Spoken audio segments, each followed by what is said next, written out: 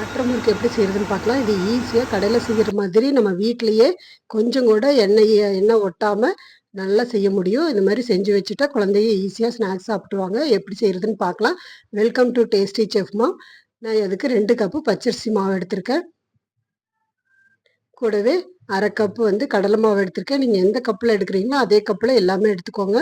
பொட்டுக்கடலை 1/2 கப் எடுத்திருக்கேன். இதை நம்ம அரைச்சி உள்ளே சேர்த்துக்கலாம். நைஸாக அரைச்சி போட்டுக்கோங்க. இது கூடவே தேவையான அளவு உப்பு போட்டுட்டு 2 டேபிள் ஸ்பூன் பட்டர் நான் கொஞ்சம் மெல்ட்டாக பண்ணி போட்டிருக்கேன். நீங்களும் உருக்கி கூட போட்டுக்கோங்க.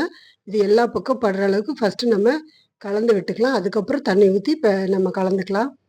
இது நல்லா எல்லா பக்கம் ஒட்டுற மாதிரி கலந்து விட்டதையும் நம்ம கொஞ்சம் கொஞ்சமாக தண்ணி விட்டு நம்ம இது பண்ணிக்கலாம். இது கூட நான் 2 டேபிள் ஸ்பூன் எள்ளு போட்டிருக்கேன்.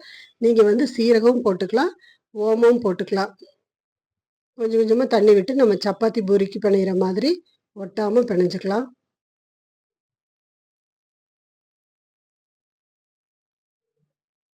அவ்வளோதான். ஒரு 2 மினிட்ஸ் நல்லா கலந்து விட்டுக்கோங்க. இது கூட நம்ம எண்ணெய் காய வச்சுருப்போம் இல்லையா, அந்த எண்ணெய் சூடு எண்ணெய் கொஞ்சம் லைட்டாக ஊற்றி கலந்துக்கோங்க. கொஞ்சம் டைட்டாக இருந்துச்சுன்னா நம்மளுக்கு புளியறக்கு கொஞ்சம் ஈஸியாக இருக்குது, லூஸ் ஆகும். இப்போ எண்ணெய் நல்லா காஞ்சிருச்சு. நம்ம இந்த மாதிரி உருட்டி முறுக்கு புளியறதுல போட்டுட்டு நம்ம புழிஞ்சு எடுத்துக்கலாம். எண்ணெய் நல்லா காஞ்சிருக்கிறதுனால நம்மளுக்கு கையில் சூடுபடும் புளியும் போது. அதனால் லோ ஃப்ளேமில் வச்சுக்கோங்க. புழிஞ்சதுக்கப்புறம் நம்ம மீடியம் ஃப்ளேமில் வச்சு எடுத்துக்கலாம்.